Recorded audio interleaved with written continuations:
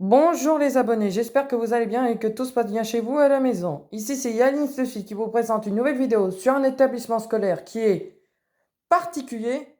Cela s'appelle le CNED, signifie le Centre National d'Enseignement à Distance. Ce CNED est un établissement public à caractère administratif du ministère de l'Éducation nationale française en vendant des formations à distance. Le CNED assure pour le compte de l'État français donc le service public de l'enseignement à distance d'une part et d'une autre part la formation de ceux qui le souhaitent, quel que soit leur âge ou leur situation.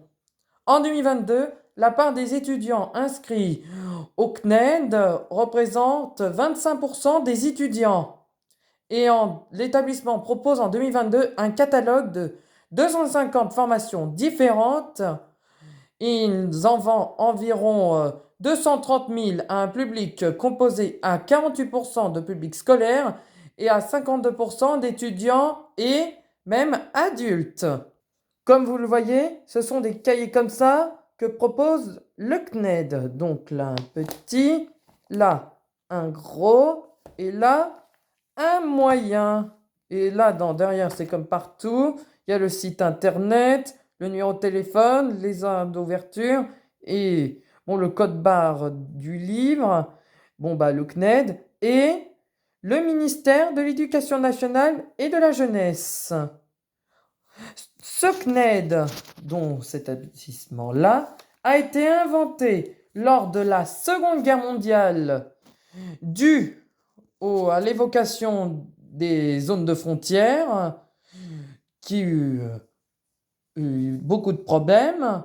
Donc pendant l'occupation, ils ont inventé, ils ont mis en place le CNES, donc le CNEC, bon, l'ancêtre du CNED. Après, ça s'est réinventé comme, par exemple, en 1951, ce fut renommé le Centre national de téléenseignement, dont le CTNE, ou encore le Centre national d'enseignement par correspondance radio-télévision. Et après, ça reprend le même nom, donc le Centre national d'enseignement par correspondance. Et après, en 2002, de 2002, depuis 2002, ça prend ce même nom. Et vous avez peut-être entendu parler en 2020 parce que lors du premier confinement, le CNED offre à tous les élèves un enseignement à domicile dont Emmanuel Macron a lancé l'opération Ma classe à la maison, bon, qui a duré pendant longtemps. Mais ce dispositif-là fut victime de cyberattaques. Euh, le CNED est subventionné à la hauteur de 25 millions d'euros et il génère environ 49 millions d'euros de recettes commerciales. Les sièges principaux du CNED. Le siège principal fut implanté au Futuroscope. C'est juste à côté du parc d'attractions.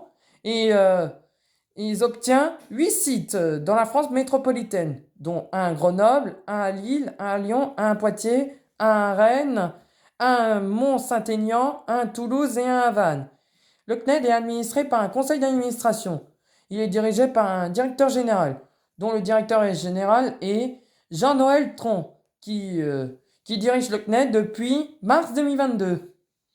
Bon, le conseil d'administration du CNED fut représenté par 18 membres, dont 6 représentants de l'État, 6 représentants du centre élus par le personnel de l'établissement, et parmi eux 6 personnalités qualifiées désignées par arrêté des ministres de l'Éducation nationale, de l'enseignement supérieur, et une autre sur proposition du ministre des Affaires étrangères.